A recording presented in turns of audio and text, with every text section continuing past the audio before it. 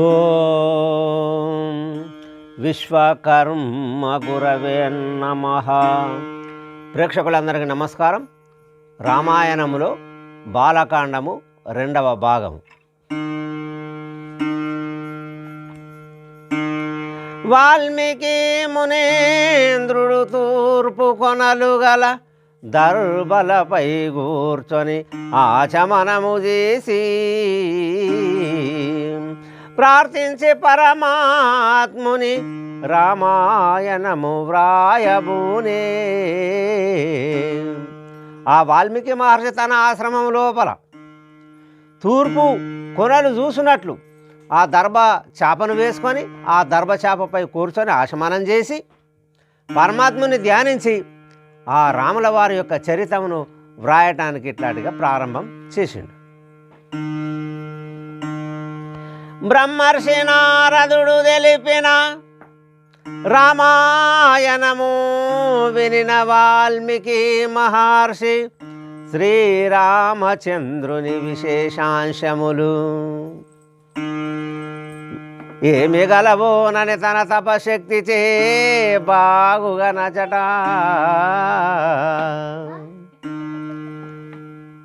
ఆ వాల్మీకి మహర్షి నారదుడు తెలిపినటువంటి రామాయణమును వినినవాడై ఆ రామాయణము తన ఆలోచన ప్రకారంగా తనకు కనిపిస్తున్న మాదిరిగా తనకు గోచరించిన మాదిరిగా రామాయణమును అక్కడ రామచంద్రుని యొక్క ఇంకా చరిత్రం ఏమేమి ఉన్నదో ఎట్లాంటిగా రాయనో ఇదంతా కూడా తెలుసుకొని ఆ వాల్మీకి మహర్షి రామాయణం రాస్తున్నాడు.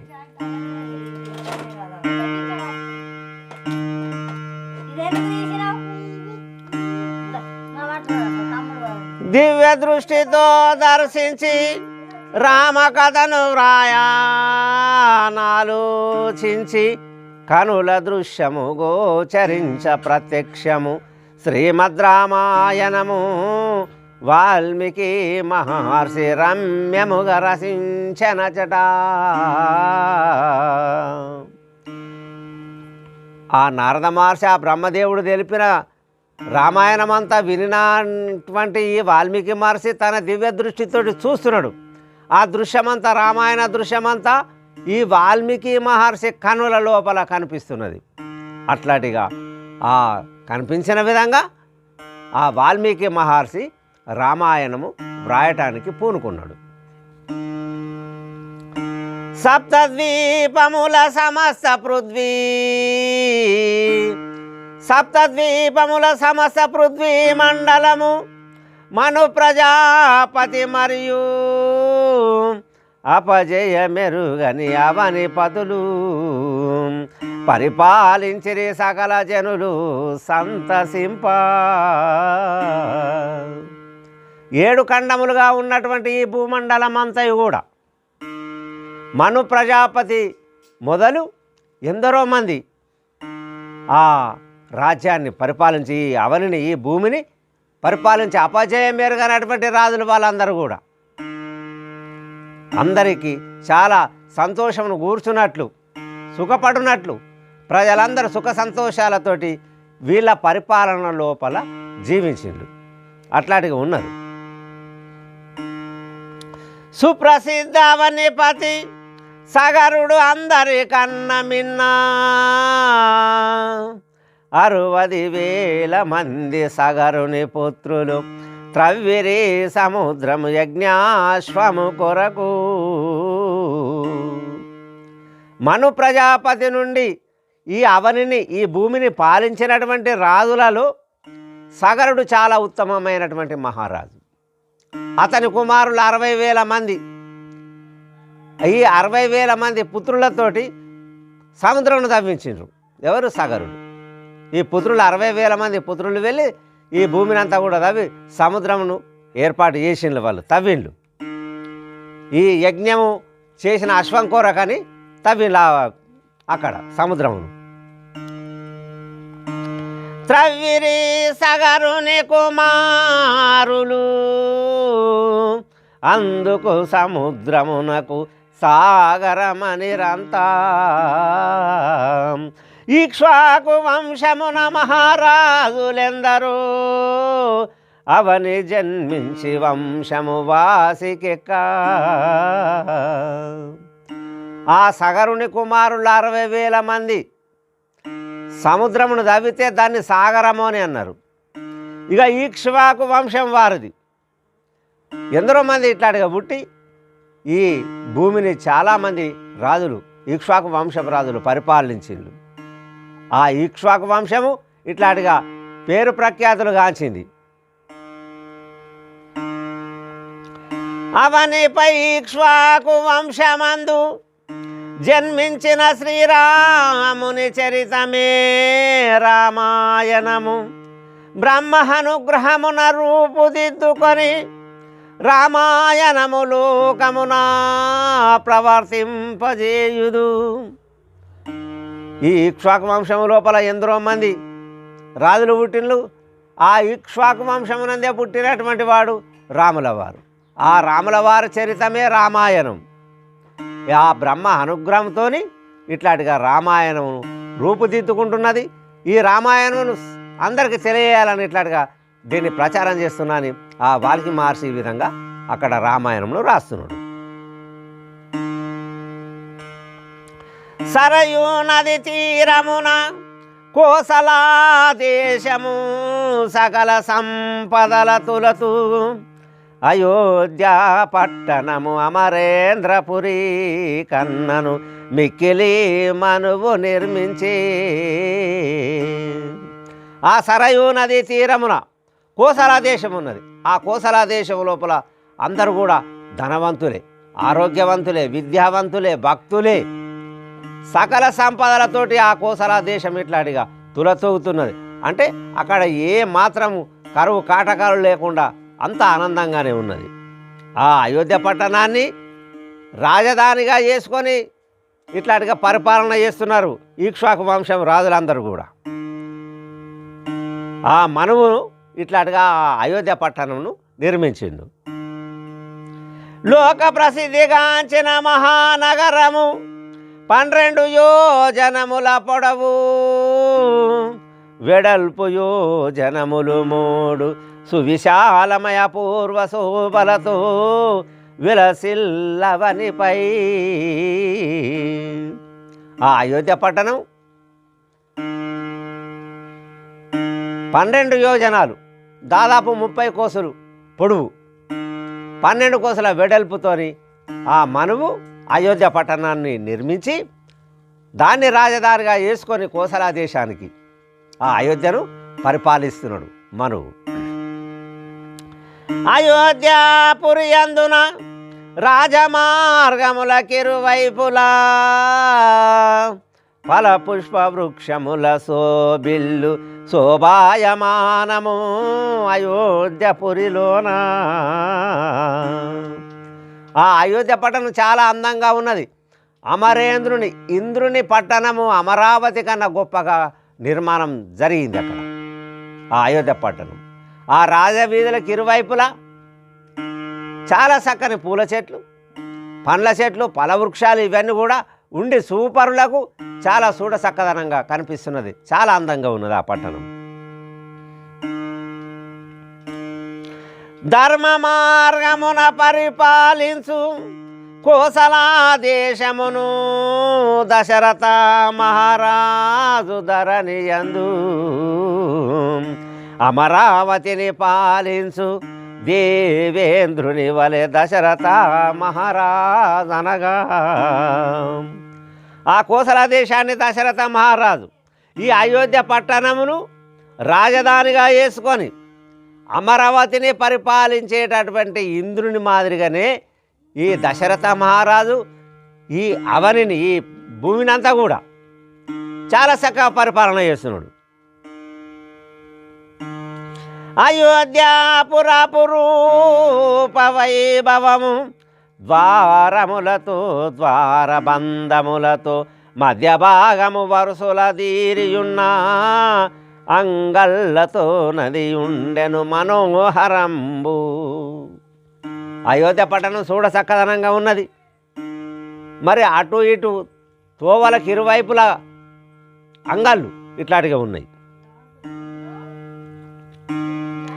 అంగళ్ళ యందు వివిధములైన యంత్రములాయుధములు నిండియుండ అందు చతుషష్ఠి కలలందు ఆరితేరిన వారుందురవనియందు.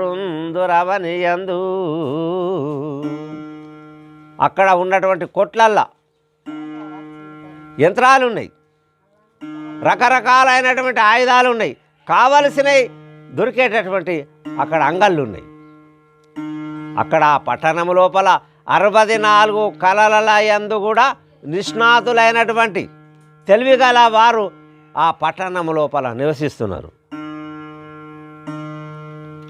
నైపుణ్య శిల్పులు నగరి యందు స్తుతి పాఠకులు మంది మాగదులు ఉందురు ఎందరో నిపుణులు ధనధాన్య సంపదల తులతూగునచట. నైపుణ్యం కలిగినటువంటి నేర్పరులైనటువంటి శిల్పాచార్యులు ఉన్నారు. మరి రాజులను పొగిడేటటువంటి స్తుతి పాఠకులు ఉన్నారు. ఎందరో మంది ఇట్లాంటిగా నిపుణులు ఉన్నారు. ఆ పట్టణము, ఆ కోసల దేశము ధనధాన్య సంపదలతో ఇట్లాంటిగా తులతూగుతున్నది. రతనములు పొదిగి రమ్యమై సోబిల్లు దగదగా మెరియంగా రాజమందిరములు బహుళ అంతస్తుల మేడలు మిద్యలు సుందరీమణుల సుందరములతో నుండు. ఆ పట్టణము భవనాలు రత్నాలతోటి పొదిగినటువంటి ద్వారాలతోని మరి వాటికి తలుపులతోని ఇట్లాంటిగా ఎన్నో ఆ రాజభవనాలు ఉన్నాయి. బహుళాంతస్తుల మేడలు మిద్దెలు సుందరీమణుల సుందరములతో నుండు. బహుళాంతస్తులు అంటే 2 అంతస్తులు, 3 అంతస్తులు, 4 అంతస్తులు, 5 అంతస్తులు ఇట్లాంటిగా భవనాలు చూడముచ్చటగా మరి అందు నివసించేటి వారు ఆ పట్టణంలోని వారందరూ కూడా సుందరాంగులే. కోటలు దుర్భేద్యమయ్యుండి అందు మేలు జాతి అశ్వములా కామధేనులు వేగముగా సాగిపోవు కరులు వృషభాలు కర్పాలెన్నెన్నో గలబందు. ఆ పట్టణానికి చుట్టూరుగా కోట, శత్రువులు కూడా లోపలికి ప్రవేశింపరాకుండా ఉన్నటువంటి కోటలు ఉన్నాయి. అట్లాంటిగా గోడలు పెట్టున్నాయి. మరి అక్కడ మేలుజాతి గుర్రాలు ఉన్నాయి, ఏనుగులు ఉన్నాయి, ఎడ్లున్నాయి, ఒంటెళ్ళు ఎన్నో ఉన్నాయి. ఇట్లా అవన్నీ కూడా ఇట్లాంటిగా మేలుజాతి గుర్రాలు, వృషభాలు ఇవన్నీ కూడా ఉన్నాయి, ఏనుగులు కూడా ఉన్నాయి. దుందుబుల మ్రోతలు మృదంగ ధ్వనులు మధ్యల దరువు విరసం పైన వీణనాదములు శాస్త్ర పండితులు వేదాధ్యాయన పరులు సంపన్నులతో నిండియుండు నగరమందు సేలుగా. మంగళ వాయిద్యాలు, మధ్యల దరువులు, వీణాగానము, వీణానాదములు, శాస్త్ర పండితులు వేదాధ్యయనం చేసేటటువంటి వాళ్ళు, ధనవంతులతోటి ఆ పట్టణము ఇట్లాంటిగా కలకలలాడుతూ ఉన్నది ఆ అయోధ్యపురి. వీరాది వీరులు ధీరులు సూరులు ద్విజోత్తములు నిత్యాగ్నిహోత్రులు హరినామ స్మరణ చేయువారలతో. ఆ పట్టణం లోపల వీరాది వీరులు, మరి ధీరులు, ధైర్యవంతులు, బ్రాహ్మణోత్తములు, ప్రతినిత్యం యజ్ఞయాగాదులు చేసేటటువంటి వారు, ఎక్కడ చూసిన హరినామస్మరణ హరికథలు ఇవన్నీ కూడా ఇట్లాంటిగా ఆ పట్టణం లోపల ప్రతినిత్యము జరుగుతాయి. నేమనిష్టలతో వ్రతముల చేయు మహాపతివ్రతలు మహామౌలు మహర్షులు తపోధనులు శమధమాది గుణ సంపన్నులుందురందు. నియమనిష్టలతోటి ఆడవాళ్ళు ఇట్లాంటిగా వ్రతాలను చేసేటటువంటి వారు మహాపతి వ్రతలు, మహామౌలు, తపస్సులు ఇట్లాంటిగా ఎందరో మంది చాలా గొప్ప వాళ్ళు ఉన్నారు ఆ పట్టణం లోపల. వేదాంగ పారంగతులు జితేంద్రియులు ప్రజ్ఞావంతులు సత్యసంధులు సిద్ధ పురుషులు దాన ధర్మములు యజ్ఞయాగములు సల్పుదురు నగరమందు. వేదాధ్యయనం చేసేటోళ్ళు, హరికథలు చదివేటోళ్ళు, పురాణాలు చదివేటోళ్ళు, ఇంద్రియాలను జయించినటువంటి వారు, సిద్ధపురుషులు, సత్యమును మాట్లాడేటటువంటి వారు, దాన ధర్మములు చేసేటటువంటి వారు, యజ్ఞయాగాదులు చేసేటటువంటి వారు ఆ అయోధ్య పట్టణం లోపల నివసిస్తున్నారు. కనచోరులు జారులు రోగులు వంద్య వనితలు అవినీతి పరులు సోమరులు వింతగా విద్య లేనివారు దైవభక్తి లేనివారు లేరెవరందు. అక్కడ దొంగలు కానీ, జారులు కానీ, రోగ పీడితులు కానీ, సంతానం కానీ, ఆడవాళ్ళు కానీ, సోమరిపోతులు కానీ, విద్య లేనటువంటి వారు కానీ, దైవభక్తి లేనివారు కానీ ఆ పట్టణము లోపల, ఆ దేశము లోపల లేనేలేరు. సుసంపన్నమైన కోసలా దేశమును అయోధ్య నగరము రాజధానిగా చేసి పరిపాలించు ప్రజల ఇంద్రుని వలె దశరథ మహారాజు ధరణిలోనా. సువిశాలమైన సుసంపన్నమైన ఆ కోసల దేశాన్ని, అయోధ్య పట్టణాన్ని రాజధానిగా చేసుకొని దశరథ మహారాజు ఇంద్రుడు ఏ మాదిరిగా పరిపాలన చేస్తాడో అదే మాదిరిగా కన్నబిడ్డల వలె ప్రజలను అట్లాంటిగా చాలా చక్కగా పరిపాలన చేస్తున్నాడు దశరథ మహారాజు. ధర్మాత్ముడు ధరణిపతి దశరథ మహారాజు ధరణి యందు వేదార్థములు బాగుగా నెరిగి ధనధనాదుల చేసూరుల వీరుల పండితులనాదరించి చాలా ధర్మాత్ముడు. ఎవరు? ఆ దశరథ మహారాజు. వేదార్థాలు తెలిసినటువంటి వాడు. ధనము ద్రవ్యం ఇట్లాంటిగా ఇచ్చి పండితులను, గొప్పవారిని, సూరులను, వీరులను తన చెంత ఉంచుకున్నాడు. ధరణిపతి దశరథుడు ఉంచెను తన వశమందునా ముందు తెలిసి భావి పరిణామముల పురజనులకు ప్రజలకు ప్రియము గూర్చు పరగనచట. ఆ దశరథ మహారాజు ముందు భవిష్యత్తు గురించి తెలుసుకొని మరి ప్రజలకి ఏమవసరమో ఇవన్నీ కూడా సకల సౌకర్యాలు కల్పిస్తున్నాడు. అందుకని వీరాది వీరులను, పండితులను, ఇట్లాంటిగా తపస్సు చేసేవారిని వీళ్ళందరినీ కూడా తన ఆధీనం లోపల ఉంచుకున్నాడు, వాళ్లకు పోషణకు ఇచ్చి. ఈక్ష్వాకు వంశమందు అతిరథుడు యజ్ఞయాగముల చేయు పుణ్యుడు ధర్మ కర్మల యందు నిరతుడు ముల్లోకముల కీర్తి ప్రసురించే ధరణి యందు. ఆ ఈక్ష్వాకు వంశము లోపల గొప్పవాడు, యజ్ఞయాగములు చేసేటటువంటి వాడు, పుణ్యాత్ముడు, ధర్మాత్ముడు. ఈ దశరథుని యొక్క కీర్తి 3 లోకములందు కూడా ఇట్లాంటిగా విస్తరించింది. ధరణీషు దివ్య సన్నిధిన ఉందురు అమాత్యులు కార్యదక్షులు ప్రజల కష్ట నష్టముల గుర్తించి తెలుపుదురు రాజుకు సకల సద్గుణ సంపన్నులు ధరణి యందు. ఆ దశరథ మహారాజు సభ లోపల, అతని సన్నిధి లోపల సముఖము ఇట్లాంటిగా అమాత్యులంటే మంత్రులు. ఆ మంత్రులు ఏ పని చెప్పినా కానీ చక్కగా చేసేటటువంటి వారు, తెలివి పరులు. ప్రజలకు వచ్చినటువంటి కష్టాలను, నష్టాలను గుర్తించి మహారాజుకు, దశరథ మహారాజుకు తెలియజేసి ఈ మహారాజు చేత ఈ ప్రజలకు చక్కని పరిపాలన అందిస్తున్నారు. ఎవరు? మంత్రులు. మంత్రాంగముల మాన్యులు యంత్రాంగమును నడిపించు నీతి పరులు దశరథుని అమాత్యులెన మండుగురు, అటువంటి అమాత్యులు లేరు ఎవరు అవని యందు. చాలా తెలివి పరులు.